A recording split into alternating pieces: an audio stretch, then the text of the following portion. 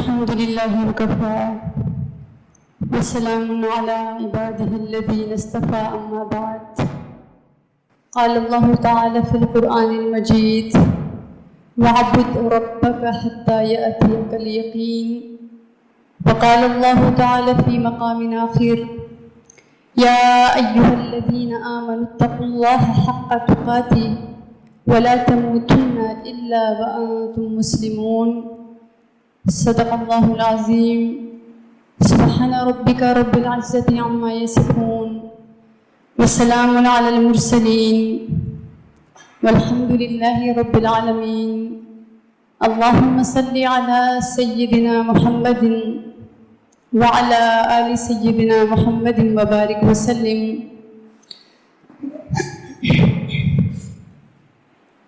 اللهم صل على سيدنا محمد وعلى آل سيدنا محمد وبارك وسلم.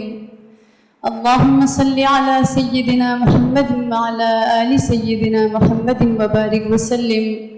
رب اشرح لي صدري ويسر لي أمري واحلل عقدة من لساني يفقهوا قولي. ربي زدني علما. رمضان المبارک کے بعد یہ دوسرا مہینہ ہے، بلکہ یہ پہلا مہینہ ہے کہ پورے سال کی زندگی میں ہم داخل ہو گئے ہیں. اللہ سبحانہ و تعالی نے قرآن مجید میں جہاں پہ روزوں کی فرضیت کا ذکر فرمایا ہے، اس کے بعد فرمایا کہ یہ گنتی کے چند دن ہے اور تم اللہ کی بڑائی بیان کرو. اور اس کے بعد فرمایا انہی آیات کی سے آگے آ کے کہ وَإِذَا سَأَلَكَ عِبَادِي عَنِّي فَإِنِّي قَرِيبٌ أُجِيبُ دَعْوَةَ الدَّاعِ إِذَا دَعَانِ. کہ میرے بندو، میں اللہ رمضان میں بھی قریب ہوں، شوال میں بھی قریب ہوں، رجب میں بھی قریب ہوں، میں پورا سال قریب ہوں. اب یہ بات نہیں کہ رمضان میں عبادت ہو، غیر رمضان میں نہ ہو، یا رمضان میں زیادہ ہو، غیر رمضان میں کم ہو، رمضان میں دعاؤں میں آہوزاری ہو، غیر رمضان میں نہ ہو. تو یہ بات اگر کوئی سوچ رہا ہے تو اللہ رب العزت نے فرمایا کہ جو اللہ کی بڑائی بیان کرو، یعنی یہ عید کا دن ہے، اس کے بعد فرمایا کہ میں قریب. تو لہٰذا اللہ رب العزت رمضان المبارک میں روزوں کی، عبادات کی، تلاوت کی، صدقہ خیرات کی، زکوٰۃ کی، ذکر اللہ کی بہت زیادہ توفیق عطا فرماتے ہیں. ہر انسان اپنی حیثیت کے مطابق جو استطاعت وہ رکھتا ہے، اس کے مطابق اللہ رب العزت کو راضی کرنے کی کوشش کرتا ہے. لیکن اس کے بعد دو چیزیں ذہن میں آتی ہیں.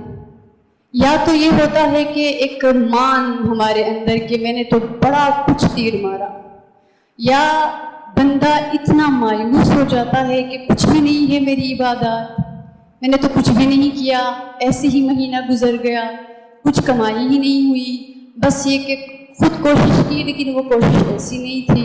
تو یہ دو چیزیں ذہن میں آتی ہیں. تو اللہ رب العزت کے جو نیک بندے ہیں وہ فرماتے ہیں کہ جب بھی انسان رمضان المبارک کی عبادات سے فارغ ہو جائے اور شوال کے مہینے میں داخل ہو جائے تو اس کو چاہیے کہ وہ دو کام کرے. ان دو کاموں میں سے کیا ہے کہ ایک وہ الحمدللہ یعنی اللہ رب العزت کا شکر ادا کرے، اور دوسرا استغفر اللہ رب العزت سے مغفرت مانگے. اس طرح سے یہ دو نعمت، الحمدللہ بھی ایک نعمت ہے اور استغفر اللہ بھی، ان دونوں کی وجہ سے اللہ رب العزت اس کی عبادتوں کو قبول فرماتا ہے. حضرت ابوبکر صدیق رضی اللہ تعالی عنہ کا ارشاد ہے کہ کوئی بھی عبادت کی جب انسان تکمیل کرے اور وہ یوں کہہ دے الحمدللہ استغفر اللہ، تو شیطان کہتا ہے کہ اس نے تو میری کمر توڑ دی. یہ دو چیزیں ایسی ہیں، یعنی جب انسان الحمدللہ یا استغفر اللہ ان دونوں کو ادا کرتا ہے تو یہ وہ دو راستے ہیں شیطان کے ورغلانے کے، تو دونوں کو وہ ختم کرتا ہے. ورنہ انسان اندر جو شیطان کا وسوسہ ہوتا ہے وہ یہی ہوتا ہے کہ تمہاری کہاں کی عبادت، تم تو ٹکریں مارتے ہو، عبادت تو صحابہ کرام کی ہوتی تھی۔ پھر ذہن میں ڈالتا ہے کہ دیکھیے وہ ایک صحابی تھے، اپنا ہی باغ تھا، نماز پڑھ رہا تھا، اور اسی دوران وہ اتنا گھنا تھا کہ اس میں ایک پرندہ آ گیا اور اس کو نکلنے کی جگہ نہ ملی، تو وہ نماز میں کھڑے تھے اور ان کو خیال آیا کہ پرندے کی طرف دھیان چلا گیا کہ وہ اس گنجان باغ میں کیسے پھر رہا ہے، اس کو جگہ نہیں مل رہی۔ تو پھر وہ نماز سے فارغ ہو کے اس پورے باغ کو اللہ کے راستے میں صدقہ کر دیا کہ اس باغ کی طرف دھیان جانے سے میری عبادت میں خلل پیدا ہو گیا۔ یا یہ بھی ذہن میں ڈالتا ہے کہ دیکھیے وہ بھی صحابی تھے جو رات کو پہرے میں تھے اور انہوں نے نماز کی نیت کر لی، تیر آگ کے لگا لیکن نماز جاری رکھی۔ پھر اس اسلاف کے بارے میں ذہن میں ڈالتا ہے کہ دیکھیے ایسے کھڑے ہوتے تھے جیسے کہ سیدھی لکڑی، تو یوں ورغلاتا ہے یہاں تک کہ انسان کے اندر عبادت کی ناقدری پیدا کرتا ہے، اور یوں وہ انسان عبادت کر کے بھی مایوس ہو جاتا ہے۔ تو لہٰذا وہ جو تھوڑی سی عبادت کرتا تھا اس سے بھی جاتا رہتا ہے۔ تو اس کا علاج کیا ہے کہ بندہ عبادت کرنے کے بعد سب سے پہلے کہے الحمدللہ۔ اس کا قبول ہونا یہ اگلا درجہ ہے۔ میرے کریم پروردگار، میری جبین آپ کے در پر ٹکی تو نہ، میری جبین آپ کے دربار پر ٹک تو گئی۔ سب سے پہلے اس بات پر آپ کا شکر ہے میرا ماتھا آپ کے در پہ ٹک تو گیا، اور آپ ہی کے در پہ میری جبین ٹک گئی، کسی اور کی نہیں۔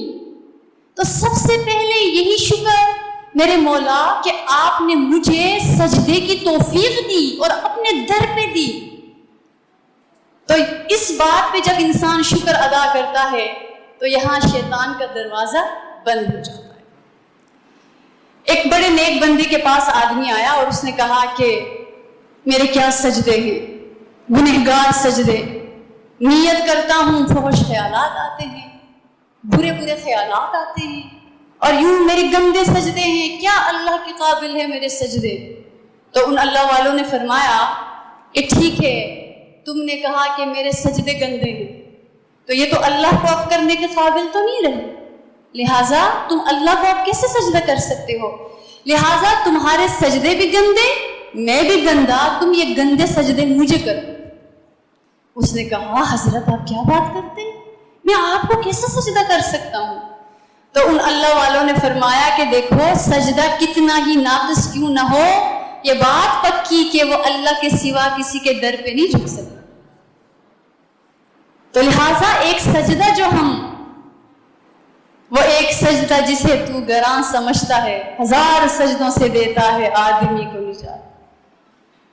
تو یہ جو سجدے کی توفیق ملی، اور وہ کہ اللہ کے در پہ یہ سجدہ بندہ کسی اور کو نہیں کر سکتا، لہٰذا جب وہ بندہ کہتا ہے الحمدللہ، شیطان کا دروازہ بند ہو گیا کہ یا اللہ میری عبادت کامل ہے، ناقص، سب سے پہلے شکر ہے آپ نے اپنا نام لینے کی توفیق دی، خود کو سجدہ کرنے کی توفیق دی، خود سے مانگنے کی توفیق دی۔ اس سے بڑھ کر کوئی بات ہو سکتی ہے؟ قبولیت یہ تو اس سے اگلا قدم ہے۔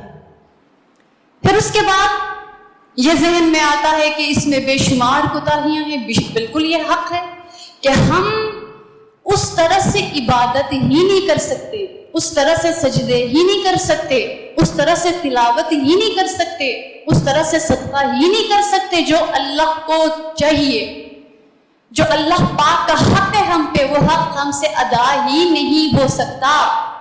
لہٰذا جب انسان نماز پڑھتا ہے اس کے بعد جیسے نبی کریم صلی اللہ علیہ وسلم کی سنت ہے کہ اللہ اکبر، استغفر اللہ، استغفر اللہ، استغفر اللہ، جب یہ بندہ 3 مرتبہ، اور اللہ کے محبوب صلی اللہ علیہ وسلم نے امت کی تعلیم کے لیے یہ ہمیں سکھا دیا کہ نماز پڑھ کے بھی تم کہو استغفر اللہ، کیونکہ اس عبادت کے اندر جو کوتاہیاں ہیں استغفر اللہ کی برکت سے وہ کوتاہیاں معاف ہو جاتی ہیں، یوں بے حقیقت اس کی عبادت حقیقت بن جاتی ہے جب انسان استغفار کرتا ہے۔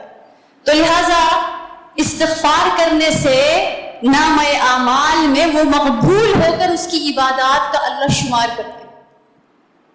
اس لیے اس بات سے نہیں گھبرانا چاہیے کہ گناہ بہت سارے ہو گئے، معافی مانگ لے۔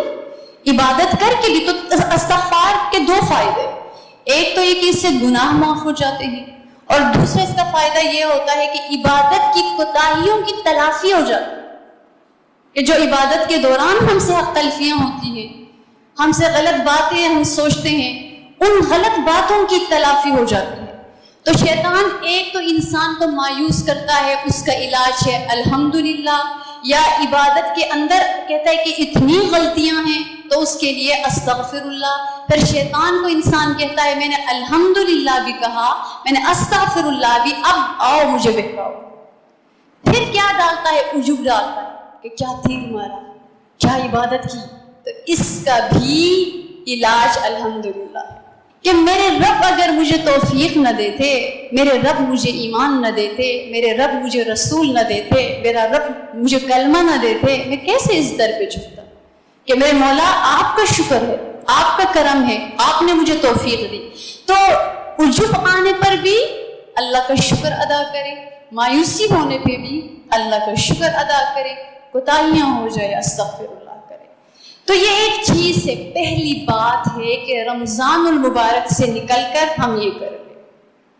اس کے بعد رمضان المبارک جو پورا مہینہ ہم نے روزے رکھے، ہم نے اعتکاف کیے، ہم نے دورے قرآن کرایا، ہم نے قرآن کی تکمیل کی، بہت کچھ نیک اعمال کیے، ایک جذبے سے ایک شوق سے ہم لگ گئے۔ تو اب یہ جو رمضان المبارک ہے، اصل میں یہ ایک کورس ہے۔ رمضان المبارک یہ ایک کورس ہے، اور اس کورس سے ہم کیا حاصل کرتے ہیں؟ دو چیزیں، صبر اور تقوی۔ تو جو بھی کوئی کورس کرتا ہے وہ اس کورس سے کچھ حاصل کرتا ہے، اور رمضان المبارک ایسا کورس ہے کہ اس میں دو چیزیں ہمیں ملتی ہیں، ایک صبر ہمیں ملتا ہے اور ایک تقوی، کہ روزہ رکھنے کا مقصد ہے صبر اور تقوی کو حاصل کرنا۔ تو لہٰذا کورس جو ہوتا ہے وہ ایک راستہ ہوتا ہے، وہ منزل نہیں ہے، اور جب انسان کورس مکمل کرتا ہے اس سے فائدہ اٹھانے کا ٹائم اب آتا ہے۔ لہٰذا جب وہ عملی زندگی میں داخل ہو جاتا ہے تو پھر پتہ چلتا ہے کہ وہ صبر، وہ تقوی کتنا قائم ہے۔ یہ اصل امتحان ہے ہمارا۔ رمضان تو چلا گیا، لیکن رمضان المبارک کے بعد جو ٹائم ہوتا ہے یہ اس صبر اور تقوی کی آزمائش ہوتی ہے۔ لہٰذا جتنی عبادات رمضان المبارک میں ہوئی ان سے فائدہ اٹھانے کا وقت ہوتا ہے وہ رمضان المبارک کے بعد، کیونکہ جب رمضان المبارک سے نکلتا ہے انسان کے سامنے بے شمار گناہوں کے تقاضے آتے ہیں، بے شمار چیزیں اس کو ورغلانے کے لیے آ جاتی ہیں۔ لہٰذا اب یہ اس کا امتحان ہوتا ہے کہ وہ کتنا صبر سے کام لیتا ہے اور کتنا تقوی کو اختیار کرتا ہے، کہ وہ اس کے آگے ڈٹ جاتا ہے کہ میں رمضان سے نکلا ہوں، لہٰذا میں کوئی ایسا عمل نہیں کروں گا جس سے میرا صبر ٹوٹے یا میرا تقوی ٹوٹے۔ لہٰذا انسان کے بہکنے کے رمضان المبارک میں چونکہ ایک ماحول ہوتا ہے، انسان کو حیا آتی ہے گناہ کرتے ہوئے، لیکن رمضان المبارک سے نکل کے بے شمار فتنے ہوتے ہیں، ہمارے سامنے کھڑے ہو جاتے ہیں۔ ان میں سے سب سے بڑا فتنہ ہے وہ ہمارا سیل فون، ہمارا موبائل ہوتا ہے۔ اور بڑے بڑے لوگ، بڑی عبادت گزار لوگ، متقی لوگ، پرہیزگار لوگ، اس میں عام بھی شامل ہے، خاص بھی شامل ہے، موبائل کے آگے کے ڈھیر ہو جاتے ہیں۔ اس کی انگلی غلط چلتی ہے، اس کی انگلی غلط چیز پہ آ کے ٹک جاتی ہے، تو اس موبائل کے فتنے کے آگے انسان آ کر ہلاک ہو جاتا ہے۔ تو سب سے بڑا فتنہ جو پہلے ہوتا ہے نا کہ باہر نہ نکلو، فلاں ماحول میں نہیں جانا، اب تو بچہ تنہائی میں بیٹھے تو ڈرنا چاہیے۔ پہلے تو باہر لوگوں میں جاتا تھا تو ماں باپ ڈر جاتے تھے کہ کہیں کچھ غلط صحبت میں نہ بیٹھ کے آئے۔ اب اگر تنہائی میں واش روم میں لیٹ کر کسی کمرے میں لوگ لگا کے بیٹھے تو گڑبڑ ہے، تو اس لیے اب تنہائی سے ڈر لگتا ہے۔ اسی لیے نبی کریم صلی اللہ علیہ وسلم نے فرمایا نا کہ تنہائی کو غنیمت جانو بری صحبت سے، اور بری صحبت بہتر ہے اس تنہائی سے جس میں فتنہ ہو۔ تو لہٰذا یہ سب سے بڑا فتنہ موبائل ہے، اور یہاں سے نکل کر پھر اپنا آپ کو آزمائیں کہ میرے اندر اب صبر کتنا ہے، میں نے روزے رکھے ہیں، میرے اندر تقوی کتنا ہے۔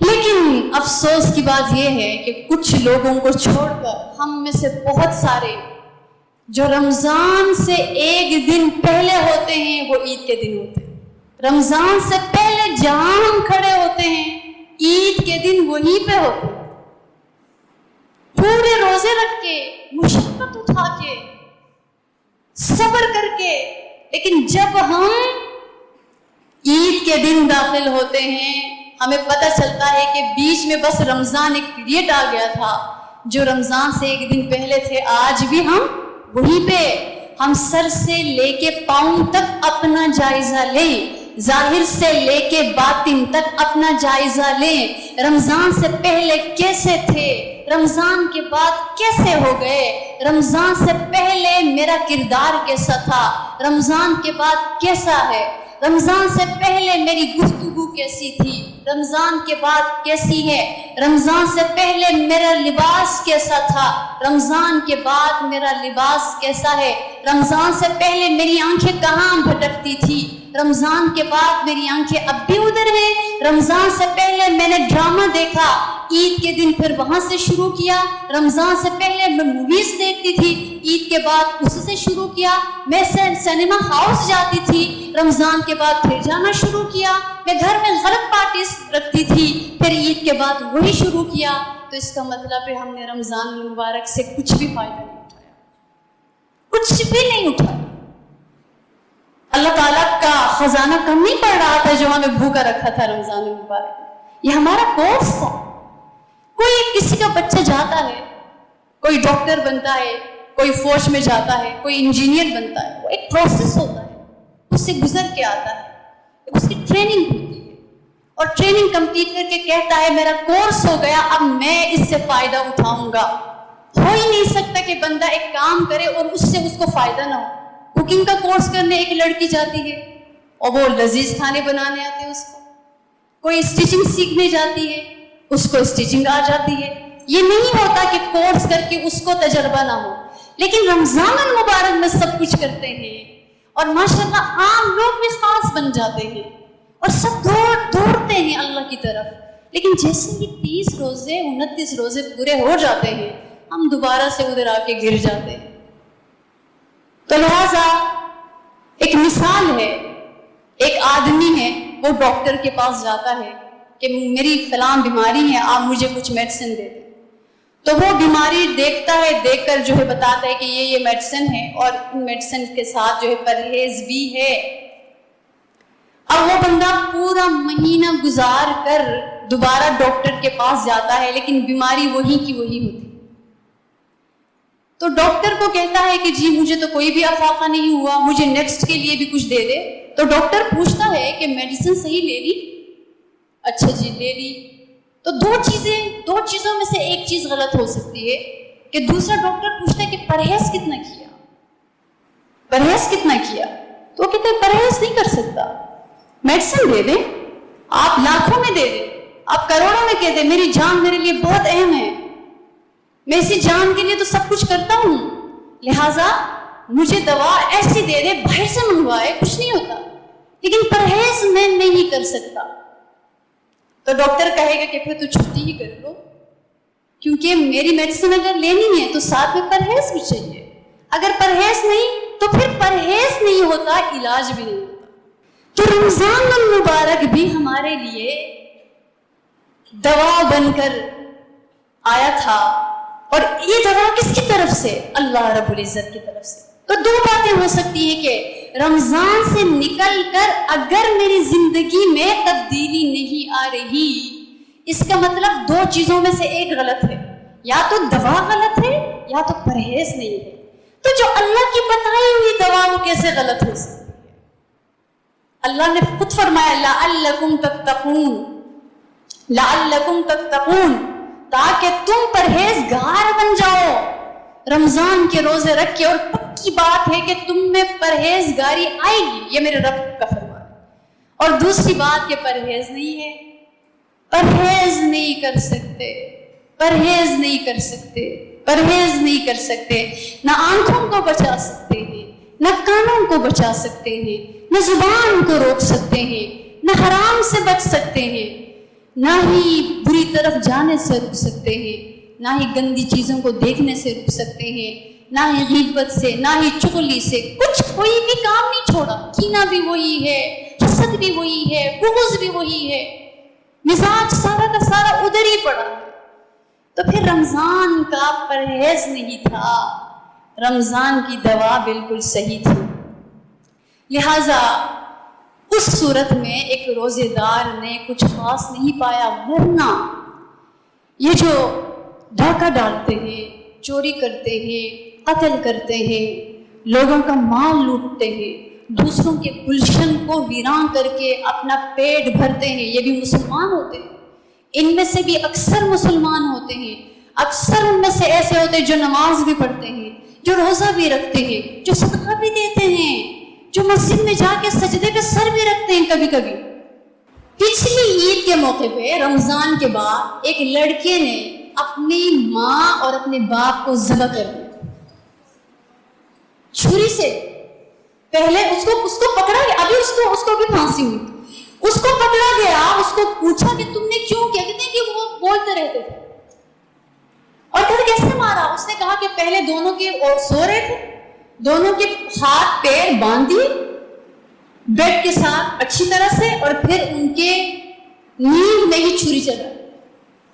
پہلے اس نے دودھ میں گولی کسی طرح سے پلائی پانی میں ڈال کے، اور وہ بے ہوش ہو گئے تو باندھ کے زبان، یعنی اتنا انتقام تھا سگی اولاد کے اندر اپنے ماں باپ کے لیے، اور وہ کلمہ گو جنہوں نے 9 مہینے ماں نے اپنے پیٹ میں رکھا۔ اور یہ کون تھا؟ مسلمان بچہ تھا۔ یہ دوسرا واقعہ کہ ایک آدمی نے اپنے دونوں بھائیوں کو گولیوں سے چھلنی کر کے ان کو مار دیا، اور یہ بھی رمضان کے بعد، پچھلے رمضان کے بعد۔ کس طرح سے مارا؟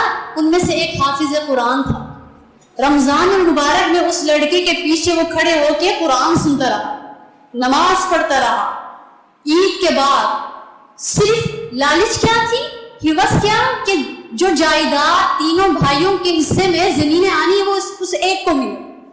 ماں باپ نہیں تھے، ماں نیم پاگل تھی، باپ کی ڈیتھ ہو گئی تھی، ایک بہن تھی۔ اس نے کیا کیا کہ دونوں کو ایک کمرے میں بند کر دیا۔ یہ غالباً رمضان کے آخر کا واقعہ یا عید کے دوسرے تیسرے دن کا، کہ ان کو باندھ دیا، ان کو نہیں، سب سے پہلے ان کو ایک کمرے میں کہا کہ آپ سے بات کرنی، بلا کے اس نے اپنی، کیونکہ اس کا کمرہ تھا، اس نے بندوق نکال کر کہا کہ میں نے تم دونوں کو مارنا ہے، کیونکہ اس نے خود بتایا، اس کو پکڑا تو اس نے خود بتایا، اور پکڑا بھی کیسے؟ اس نے کہا کہ میں نے تم دونوں کو مارنا ہے۔ تو اس جو حافظ قرآن تھا اس نے کہا کہ کس لیے؟ اس نے کہا کہ اس طرح میرے حصے میں کم آ رہا ہے سارا۔ تو اس نے کہا ویسے ہی لے لو، ہمیں چھوڑ دو۔ اس نے کہا نہیں، تمہیں تو تمہارا حق ملنا ہی ملنا ہے، اس صورت میں نہیں ملے گا کہ تم دونوں مر جاؤ۔ تو اس پر ان دونوں نے منت کی کہ ہمیں چھوڑ دو اللہ کے لیے، اور اس نے گولیاں چلائی تو وہ کہتا ہے کہ تم کتنے ظالم ہو، تمہیں ذرا بھی درد نہیں ہوا کہ تم اپنے بھائیوں کو مارے۔ اس نے کہا کہ پہلے کو مارتے ہوئے اس کو ایک ہی دفعہ مارا تو مر گیا، جو مجھ سے چھوٹا تھا، اور اس سے چھوٹا کہ وہ نہیں مر رہا تھا، جو حافظ قرآن تھا، اور اسے اور گولی ماری پھر بھی نہیں مر رہا تھا، اور وہ یوں آتے آتے میرے پاؤں کے اوپر سر رکھ دیا، کہتے ادھر اس کے سر پہ گولی مار کے اس کو ختم کر دیا۔ اور اس رات کو کہتے کہ اس کی بہن آ گئی، اور بہن نے جب دیکھا کہ ساری دیواروں پہ خون ہے، بہن کو کمرے میں بند کر دیا اور مشہور کیا کہ یہ پاگل ہے۔ اور اس رات کو اس نے اپنے صحن میں کھود کر ان دونوں کی لاش اس نے دبا کر اسی رات کو اس گھر کو وائٹ واش کیا خود ہی، اور اگلے دن رات کو دوستوں کا کھانا تھا۔ یہی انسان تھا وہ، لیکن دیکھو وحشی چیونٹی بھی چل رہی ہے، اس کو بھی بندہ ہاتھ لگا کے ڈر جاتا ہے مر جائے گی، اس نے بھائیوں کو ہضم کر لیا۔ ان کو مار کے اور نکل کے دوستوں کے ساتھ اسی کمرے میں کھانا کھاتے تھے. اور بعد میں اس بہن کو علاج کے لیے پھر لوگ آئے اور شک کیا, اور جب نہیں ملے قریبی دوستوں نے کر کے کیونکہ برائی نہیں چھپ سکتی, پکڑ لیا. اور اس نے کہا کہ یہ میں نے کیا, اور بہن نے بتایا, اور بہن ان کو بھائیوں کو دیکھ کر ہی پاگل ہو گئی تھی. جب اس کو ہوش آیا, وہ ٹھیک ہو گئی, علاج کے بعد اس نے بتایا کہ کیسے کیسے یوں میرے بھائی پڑے ہوئے تھے اور حافظ قرآن کو مارتے ہوئے مجھے تھوڑا سا ترس آ گیا, کیونکہ اس نے میرے پاؤں پہ, میرے جوتے پہ اپنا سر رکھا, اپنا منہ رکھ کے مر گیا. تو کہنے کا مقصد کہ رمضان کے کورس کے بعد مسلمانوں کا یہ حال ہے. باقی گناہ کس نے اس کو کسی بھی نمبر میں لانا ہے؟ جب بندہ یہ کر سکتا ہے, گناہ کیا چیز ہے اس کے لیے, غلط کام کرنا کیا چیز ہے اس کے لیے, بے حیائی کی طرف جانا کون سی بڑی بات ہے اس کے لیے, غیبت چغلی کیا بری بات ہے, ظلم کرنا دوسروں پر کیا اس کے لیے بڑی بات ہے. تو یہ ہے, تو رمضان سے پہلے جدھر ہوتے ہیں عید کے دن ادھر ہی ہوتے ہیں. یہ ہمارے لیے افسوسناک بات ہے کہ ہم رمضان المبارک سے کچھ حاصل نہیں کرتے. تو کئی اس قسم کے واقعات ہیں کہ جن میں پتہ چلتا ہے کہ کیسے ظلم کیا اور کیسے ایک دوسرے کو لوٹ رہے ہیں, ڈاکہ ڈال رہے ہیں, چوریاں کر رہے ہیں, سود کھا رہے ہیں, رشوت کھا رہے ہیں. یہ تو بڑی عام بات ہے. تو اس لیے میری محترم ماں اور عزیز بہنوں, یہ ہمارے لیے لمحہ فکریہ ہے کہ ہم نے اپنے رمضان سے کچھ حاصل نہیں کیا. ہم اپنے رمضان سے کچھ حاصل نہیں کرتے, پھر اگلا آتا ہے اسی طرح اہتمام سے رمضان مبارک کا استقبال کرتے ہیں, لیکن جیسے اس کو یوں لپیٹ کے کسی بکسے میں, کسی پیٹی میں ڈال دیتے ہیں کہ چلو نکلو آپ, یہ بھی رہ گیا تھا وہ بھی کرو, یہ بھی رہ گیا تھا وہ بھی کرو, یہ بھی. لوگ گناہوں کو سنبھال کے رکھتے ہیں رمضان المبارک سے پہلے کہ ہم نے عید کے بعد یہ سارے گناہ باری باری یہ سارے کریں گے. تو اس لیے اللہ سے ڈرنا چاہیے, اپنے رمضان سے کچھ حاصل کرنے کی ضرورت ہے. فحش مناظر دیکھتے ہیں, فحش فلمیں دیکھتے ہیں, ڈراموں میں گم جاتے ہیں. گانا تو عام چیز ہے, کسی پہ کوئی پابندی نہیں. دیکھیے اللہ تو دیکھ رہے ہیں نا, لیکن وہ نہیں منع کرتے, کیونکہ اس نے بندے کو اس کے حال پہ چھوڑ دیا, اس کے لیے ایک دن رکھا ہے, اسی دن ہی سارا کچھ نکل جائے گا. تو لہٰذا ہم نے نہ تقویٰ حاصل کیا اور نہ ہی ہم نے صبر کو. یہ دو چیزوں کو نہیں لیا, اور یہی ہمیں دینے کے لیے رمضان المبارک آیا تھا. صبر نہیں کیا, تقویٰ حاصل نہیں کیا, ہمارا حال بہت برا ہو گیا. دیکھیے یاد رکھیے کہ رمضان تو رخصت ہو گیا, لیکن رمضان کا پیغام رخصت نہیں ہوا, رمضان کا فیضان رخصت نہیں ہوا, رمضان کا فیض نہیں, کیونکہ ہم رمضان کی عبادت نہیں کرتے, ہم رحمان کی عبادت کرتے. رمضان چلا جاتا ہے, لیکن اللہ کون ہے؟ اللہ لا الہ الا هو الحی القیوم لا تأخذہ سنۃ ولا نوم. وہ حی قیوم ہے, ان کو نہ نیند نہ اونگ آتی ہے. اور اس اللہ پاک نے فرمایا یا ایھا الذین آمنوا اتقوا اللہ حق تقاتہ, اے میرے بندو تم ڈرو اللہ سے جیسے کہ ڈرنے کا حق ہے. ولا تموتن الا وانتم مسلمون, تم ہرگز نہ مرنا مگر اس حال میں کہ تمہاری جبین نیاز اللہ کے در پہ جھکی ہوئی. یعنی پوری زندگی مسلم بن کے رہنا. مسلم کہتے ہیں اطاعت گزار کو, مسلمان کو اطاعت گزار, اللہ کے حکموں کی بجا آوری کرنے والا. تو صرف ایک مہینہ جوش دکھانا یہ مسلمان کا شیوا نہیں ہوتا. ہمارا کردار ایسا ہونا چاہیے کہ غیر مسلم کو پتہ چلے کہ یہ مسلمان واقعی میں مسلمان ہے, یہ ایک مہینے کے مسلمان نہیں ہے, ایک مہینے کے ایمان والے نہیں ہے, یہ پکے سچے مسلمان ہیں.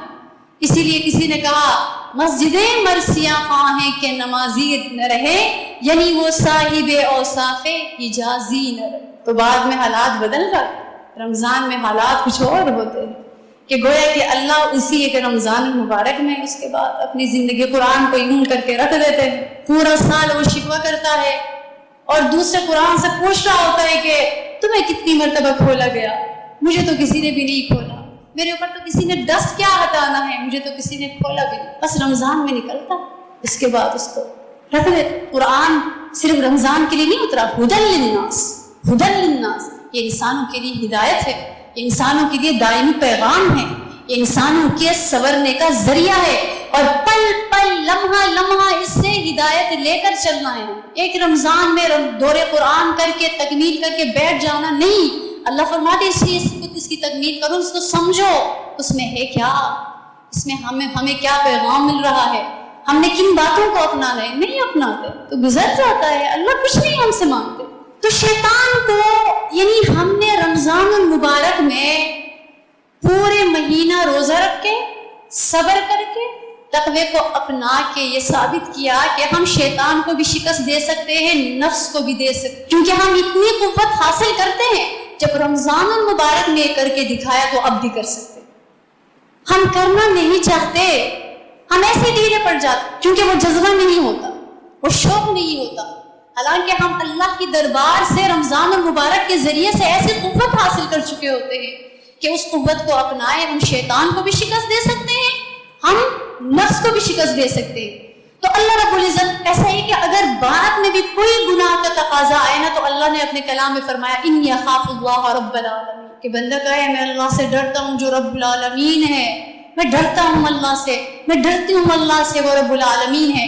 اور اللہ رب العزت نے ایسے ڈرنے والوں کے بارے میں فرمایا وَلِمَنْ خَافَ مَقَامَ رَبِّهِ جَنَّتَانِ, اور جو اللہ کے سامنے کھڑے ہونے سے ڈرتا ہے اس کے لیے 2 جنتیں, ایک اس کے ایمان کی وجہ سے, دوسرا ڈر کی وجہ سے گناہ چھوڑ دیا.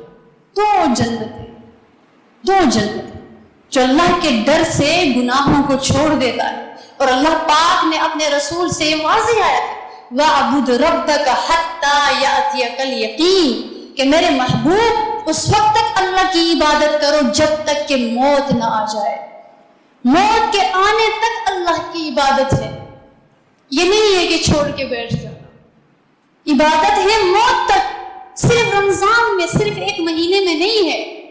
اسی لیے قرآن مجید میں عجیب انداز کے ساتھ اللہ سبحانہ و تعالی نے اس عورت, اس مرد, بلکہ اس میں عورت کا ذکر فرمایا کہ جیسے ایک بندہ اعمال کرتا ہے, اعمال کی چوٹی پہ پہنچ جاتا ہے, پھر ادھر سے گرتا ہے, پھر ادھر سے گرتا ہے. تو اللہ رب العزت فرماتے قرآن مجید میں وَلَا تَكُونُوا كَالَّتِي نَقَضَتْ غَزْلَهَا مِن بَعْدِ قُوَّةٍ أَنْكَاثًا, اور میرے بندو تم نہ ہو جانا اس عورت کی مانند جو چرخے پہ سوت کاٹتی ہے, جو دھاگا تیار کرتی ہے چرخے پہ.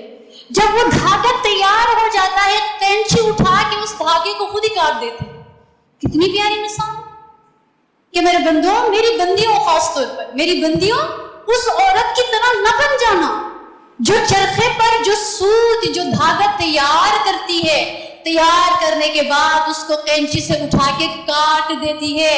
اور ہمیں فرمایا میرے بندوں نیکیاں کرنے کے بعد گناہوں کی کینچی لے کے ان نیکیوں کو نہ کاٹنا, گناہوں کی کینچی اٹھا کر ان نیکیوں کو نہ کاٹنا, غفلت کی کینچی سے اٹھا کے ان نیکیوں کو نہ کاٹنا, کچھ بھی نہیں ملے گا.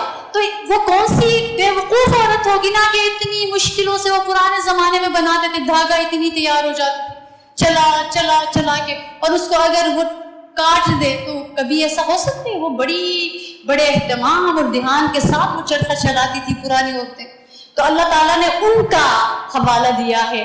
لہٰذا بشر حافظ رحم اللہ تعالیٰ فرماتے ہیں کہ بئس القوم لا يعرفون اللہ الا فی رمضان, کہ کتنے برے ہوتے ہیں وہ لوگ جو صرف ایک مہینے کے لیے اللہ کو پہچانتے ہیں. کتنے برے ہیں وہ لوگ جو صرف ایک مہینے ہی اللہ کو پہچانتے ہیں کہ بس صرف رمضان میں اللہ ہے. صدقہ بھی دے دو, لوٹ ٹوٹ دو, مال اٹھاؤ, چلو سجدوں میں سے نہیں اٹھنا, بہت اچھی بات. لیکن بعد میں کیا کیا, زندگی کے کاروبار زندگی میں جائیں گے, سب کچھ کریں گے, مکمل ضابطہ حیات ہے. اللہ کے رسول پوری زندگی دینے کے لیے آئے تھے, سب کچھ کر سکتے ہیں, لیکن سب کچھ دین کی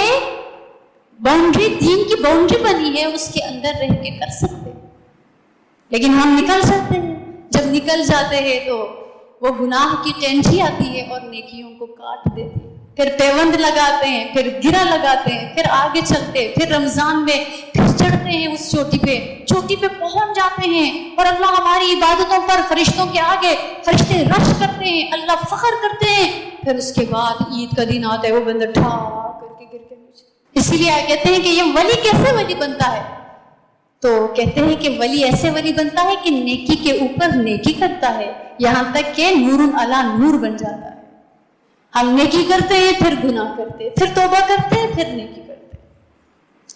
تو اسی لیے غزوہ خندق میں نبی کریم صلی اللہ علیہ وسلم کی اس جنگ کی وجہ سے ایک نماز قضا ہو گئی, ایک نماز قضا ہو گئی. یعنی اتنا حملہ تھا, ایسا وہ وقت تھا کہ اس وقت میرے رسول صلی اللہ علیہ وسلم کی نماز قضا ہو گئی, اور اللہ کے رسول جو ہمیشہ شفقت فرمانے والے, رحمت فرمانے والے, دشمنوں کو دعا دینے والے, اور اس وقت ہاتھ اٹھا کر فرماتے ہیں اللہ ان مشرکین کے گھروں کو, اور ایک روایت میں بخاری شریف میں آتا ہے کہ اللہ پاک ان کی قبروں کو جہنم کی آگ سے بھر دے, انہوں نے ہمیں صلاۃ الوسطی سے روک دیا, ان کی وجہ سے ہماری عصر کی نماز قضا ہو گئی. ایک دفعہ حضرت عمر اسی موقع پہ نبی کریم صلی اللہ علیہ وسلم کی خدمت میں حاضر ہو کر عرض کرتے ہیں کہ یا رسول اللہ, عمر آپ کی خدمت میں اس لیے نہیں آیا کہ بھوک کی وجہ سے پیٹ پہ پتھر باندھ کے کھڑا ہے, نہ اس وجہ سے آیا ہے کہ دھوپ کی وجہ سے اس کی پیٹھ لال ہے, بلکہ عمر آپ کی خدمت میں اس لیے آیا ہے کہ میرے محبوب, آپ ان مشرکین کے لیے بد دعا کیجئے کہ ان کی وجہ سے ہماری نماز قضا ہو گئی, انہوں نے ہمیں ہماری نمازوں سے روک دی, آپ ان کے لیے بد دعا کیجئے. اور اللہ کے رسول نے بد دعا فرمائی ہے, اور اسی لیے ان کی مشہور حدیث پاک ہے کہ سارے جوان کو میں بلاؤں مسجد میں نماز کے لیے, اور میں پھر گھروں میں لوگوں کو بھیجوں, اور جہاں پہ مرد پڑے سو رہے ہیں ان گھروں کو جلاؤں. یہ کتنی سخت بات ہے, ایک نماز قضا کرنا ہمارے لیے کتنی چھوٹی سی بات ہے, لیکن اللہ کے ہاں اس کی کتنی اہمیت ہے, اور اللہ کے رسول کے ہاں کہ وہ فرما رہے کہ میں ان گھروں کو جلاؤں جو میرے ہو کر بھی سجدے میں سر نہیں رکھتے. لہذا یہ دوسری بات ہے کہ ہم رمضان کا کورس کر چکے ہیں, اور رمضان کے کورس سے دو چیزیں ملتی ہیں, ایک صبر اور دوسرا تقویٰ. اور خود کو ٹٹولے ہم, کیا یہ دو چیزیں ہمارے اندر ہیں یا کہ نہیں ہیں؟ اگر نہیں ہیں ان کو ابھی بھی محنت کیجیے, پورا سال پڑا ہے, ابھی بھی محنت کر سکتے. تیسری بات کہ رمضان المبارک کے بعد انسان نئی زندگی میں داخل ہو جاتا ہے, لہٰذا اپنا ایک ٹائم ٹیبل بنانا چاہیے, اپنا ایک وقت مخصوص کرنا چاہیے. اس کا طریقہ یہ ہوتا ہے کہ سب سے پہلے فجر کی نماز پڑھ کے کوشش یہ کریں کہ ہماری فجر کبھی قضا نہ ہو, ہماری فجر کبھی قضا نہ ہو. اسی لیے نبی کریم صلی اللہ علیہ وسلم کے زمانے میں منافقین بھی فجر اور عشاء نہیں چھوڑتے تھے, کیونکہ نبی کریم صلی اللہ علیہ وسلم نے فرمایا تھا منافق ہی ہوتا ہے جو فجر کو اور عشاء کو قضا کرتا. تو ہم یہ منافق تو ہم ہیں نا, تو منافق ہی ہوتا ہے جس کی فجر, جس کی عشاء قضا ہوتی. اور جو انسان قضا پڑھتا ہے پڑھے, لیکن ادا میں جو ہے وہ قضا میں کہاں؟ قضا تو قضا ہے, اس میں جو رحمت اترتی ہے وہ قضا میں کہاں؟ اس میں تو تلافی ہو جاتی ہے. جیسے ایک بندہ مر جاتا ہے اس کا فدیہ دیا جاتا ہے, جو وہ سجدے کرتا ہے اس میں جو لطف ہے فدیہ میں کہاں؟ تو اس لیے ہمیں کوشش یہ کرنی چاہیے کہ ہماری نمازیں, ہم قضا نمازیں پڑھیں, نمازیں قضا نہ کریں بلکہ قضا نمازیں بھی پڑھ لیں کہ ہماری زندگی میں کتنی نمازیں قضا ہیں, ہم پڑھنا شروع کریں. نوافل کم پڑھیں, قضا نمازوں کا زیادہ اہتمام کریں, چونکہ ان کے بارے میں پوچھا جائے گا. نوافل کے بارے میں نہیں پوچھا جاتا, لیکن نوافل سے انسان اللہ کے قریب ہو جاتا ہے, اللہ اس سے محبت کرے. تو تیسری بات, اس کا طریقہ یہ کہ صبح فجر کی نماز پڑھ کر کچھ دیر دعا مانگے اللہ سے, اور اللہ سے کہیں کہ اللہ آج کا دن شروع ہونے جا رہا ہے, اور میں اس دن میں داخل ہونے جا رہا ہوں, یا میں اس دن میں داخل ہونے جا رہی ہوں یا اللہ, لہٰذا مجھے پتہ نہیں یہ میرا یہ دن کیسا گزرے گا. اللہ آپ سے درخواست ہے کہ میں خود کو آپ کے حوالے کر دوں. میرے پروردگار, التجا ہے آپ سے کہ مجھے انسان کے شر سے اور شیطان کے شر سے اور نفس کے شر سے بچا لینا. اور اللہ میں عہد کرتی ہوں کہ میرا کوئی بھی کام ہوگا آپ کی رضا اور آپ کے محبوب صلی اللہ علیہ وسلم کی اتباع کے مطابق اور نیت کرتے ہوئے زندگی گزاروں گی. نیت تو کر سکتا ہے نا انسان, اللہ آپ کی رضا کی نیت ہے اور اتباع سنت کی نیت ہے, اور اللہ مجھے میری زندگی کو اپنی رضا کے لیے خاص کرنا. ان صلاتی و نسکی و محیای و مماتی للہ رب العالمین. اور پھر یہ دعا ہو کہ اللہ مجھے گناہوں سے بچا لے. دعا کرنا کون سا مشکل تھا, دعا مانگنا کون سا مشکل تھا, اللہ مجھے گناہوں سے بچا لینا. نبی کریم صلی اللہ علیہ وسلم کی بہت خوبصورت دعا ہے, اللہم ان قلوبنا و نواسینا و جوارحنا بیدک, کہ اللہ میرے دلوں کو یعنی ہمارے دلوں کو اور ہمارے چہروں کو، آنکھوں کو، ہمارے تمام اعضاء جو کہ آپ کے قبضۂ قدرت میں ہیں، اللہ ان کو گناہوں کی طرف بھٹکنے سے بچا لیجئے۔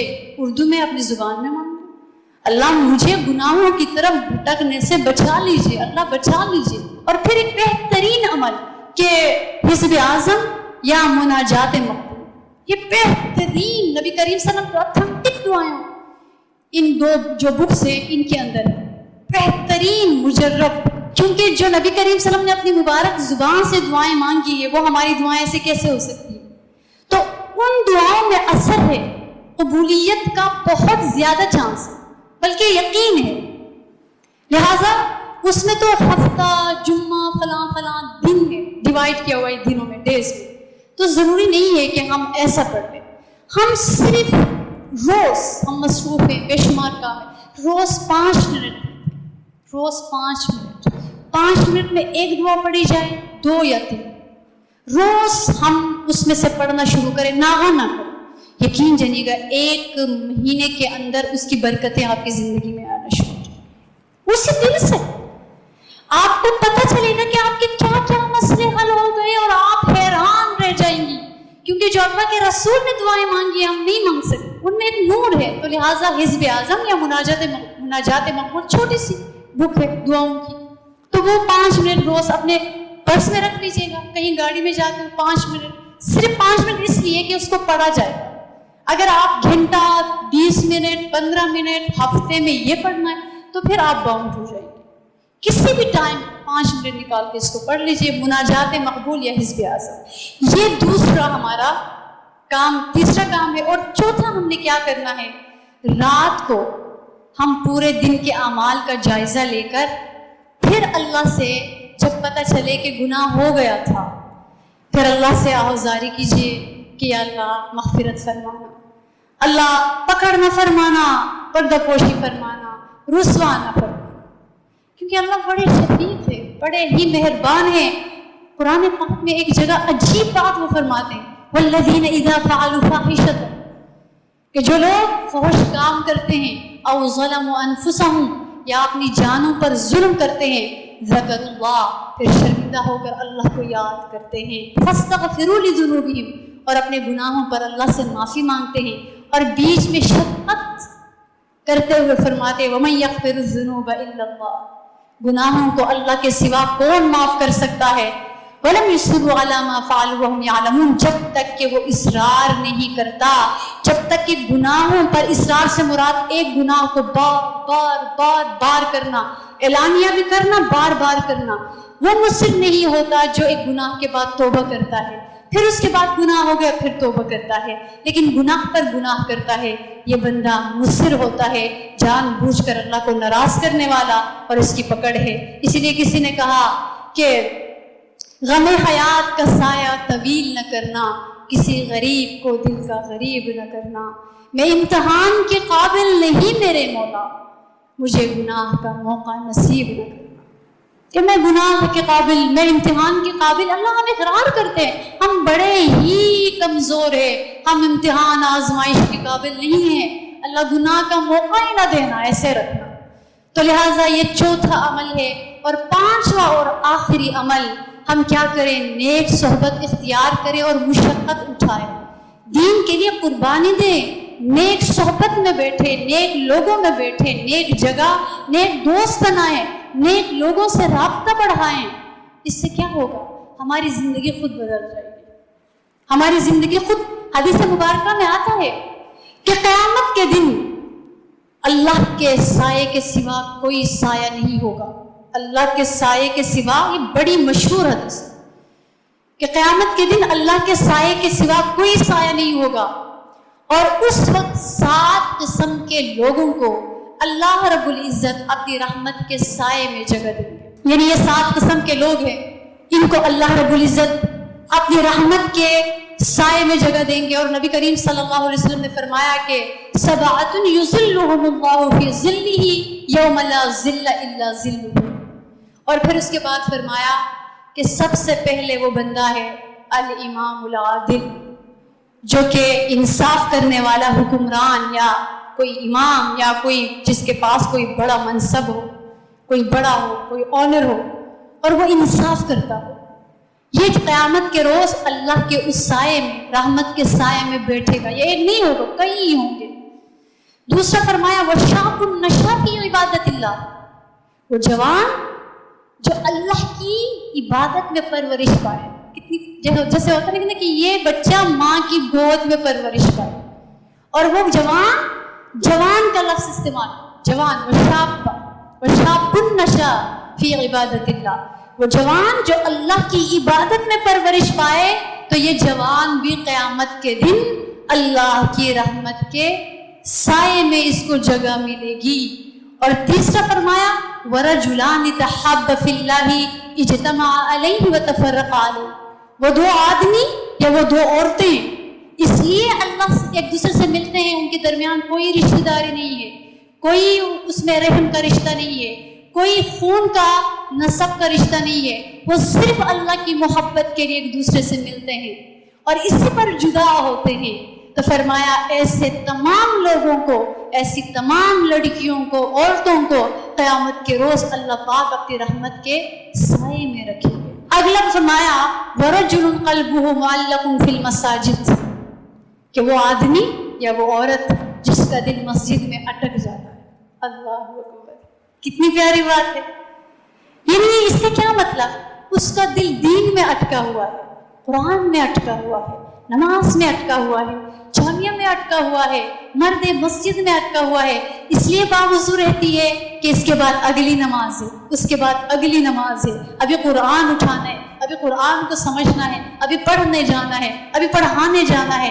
اس کا دل مدرسے سے آتا ہے اگلے دن کے لیے تیاری، مدرسے سے آتی ہے اگلے دن پھر جانا ہے، پھر جانا ہے، پھر جانا. دل اٹکا ہوا ہے. اتنے چھوٹے سے عمل کی وجہ سے اللہ پاک قیامت کے روز اس کو اپنی رحمت کے سائے میں جگہ دے گا. کتنی بڑی بات اور کتنا چھوٹا عمل، اتنی بڑی بات اتنا چھوٹا عمل. اور یہ کرنا کون سا مشکل کام کہ میرا دل اٹکا ہوا ہو. اور جو ماشاءاللہ دیکھیں ایسے نیک ماحول سے جڑی ہوئی خواتین ہیں یا لڑکیاں معلمات ہوتی ہیں، طالبات، ان کا تو ایسے ہی دل اٹکا ہوا ہوتا ہے، ایسے ہی دل جمع ہوا ہوتا ہے. اب جانا ہے، اب یہ پڑھنا ہے، اب یہ پڑھانے جانا ہے، اب یہ کام کرنا ہے. یہ دل اٹکا ہوا، اور یہ یقین رکھیں کہ اللہ کے ہاں اس کے لیے ان کی رحمت کا سایہ ہے. سبحان اللہ. اور اگلا فرمایا وَرَجُلٌ دَعَتْهُ امْرَأَةٌ ذَاتُ مَنْصَبٍ وَجَمَالٍ فَقَالَ إِنِّي أَخَافُ اللَّهَ، کہ کوئی آدمی یا عورت یا کوئی عورت یا آدمی اس کو کوئی یعنی منصب، اسٹیٹس، اسٹینڈرڈ والی کوئی عورت ہو، یا کسی لڑکی یا عورت کو کوئی مرد جو اسٹیٹس والا ہو، جو حسن و جمال والا ہو، اور وہ ریکویسٹ سینڈ کرے، وہ اس کو کہے مجھ سے فرینڈشپ کرو، وہ کہے کہ میرا فلاں جگہ بزنس ہے، میری فلاں جاب ہے، میں فلاں یونیورسٹی کا اسٹوڈنٹ ہوں، میں ابروڈ پڑھنے کے لیے گیا ہوں، میں ادھر ہوں، یہ ریکویسٹ آ گیا، میرا یہ ہے، میرا اسٹیٹس دیکھو، میری جاؤ گیلری میں جا کے میری پکس دیکھو، میں یہ ہوں، یا کہ آپ مجھے دیکھو میں ایسی لڑکی ہوں. اب تو یہی ہے نا. پرانے زمانے میں کوئی اور طریقہ تھا، لیٹرز لکھتے تھے، کچھ اور تھا. اب تو بالکل آرام سے چیز آ جاتی ہے، ریکویسٹ آرام سے آ جاتی ہے، ریکویسٹ آرام سے جاتی ہے. اور وہ کیا کہے، اس کی انگلی جائے اس طرف، وہ اٹھا کے کہے انی اخاف اللہ رب العالمین، انی اخاف اللہ، میں اللہ سے ڈرتا ہوں، میں اللہ سے ڈرتی ہوں، میں نہیں کر سکتی، میں ایسا نہیں کر سکتی. اس بندے کو، اس لڑکی کو جو اس نے اپنی انگلی دوبارہ واپس اٹھاتی ہے، اللہ کہتے ہیں اس کے لیے میری رحمت کا سایہ ہے. کہ موبائل اچھا بھی ہے، برا ہے تو فتنہ ہے، اچھا ہے تو بہت سارا دین کا کام ہو سکتا ہے. کسی کے جسم کا وہ حصہ جس کو پردے میں رکھنا تھا وہ پردے میں نہیں رکھتی، اور اس پر غیر محرم کی نظر پڑ جاتی ہے. اس غلط نظر کی وجہ سے کینسر کا چانس ہے. اس لیے کہتے ہیں یہ جو کینسر ہے یہ جادو کا اثر ہے، بد نظر کا اثر ہے، یہ شیطان کا اثر ہے، یہ کوئی بیماری نہیں ہے. تو اس لیے ہماری صحت ہمارے ہاتھ میں ہے. اور سب سے بڑی بات انی اخاف اللہ کہنے پہ اللہ کی رحمت کا سایہ مل رہا ہے. سبحان اللہ. اور چھٹا بتایا کہ وَرَجُلٌ تَصَدَّقَ بِصَدَقَةٍ فَأَخْفَاهَا، وہ آدمی اس ہاتھ سے صدقہ کرتا ہے، اس کو نہیں پتہ چلتا، چھپا کے کرتا ہے، زین العابدین رحمہ اللہ تعالیٰ حضرت حسین رضی اللہ تعالیٰ عنہ کے بیٹے تھے، علی بن حسین. اور یہ چھپ چھپ کے اللہ کے راستے میں یہ جیسے راشن دیتے ہیں لوگوں کو، تو یہ کیا کرتے تھے کہ صبح سویرے تہجد پڑھ کر یہ بوری اٹھا اٹھا کے بیوہ ایسی مستحق خواتین کے گھروں کے باہر ان کے دروازوں کے اندر رکھ کر آتے تھے. نہ کسی کو پتہ چلتا تھا، لیکن یہ پتہ چلتا تھا کہ یہ آپ کے لیے، لہٰذا نہ شکریہ کہنے کی ضرورت پیش آتی تھی، نہ شرمندگی ہوتی تھی، نہ دینے والا سامنے آتا تھا. تو وہ بڑی خوش تھی.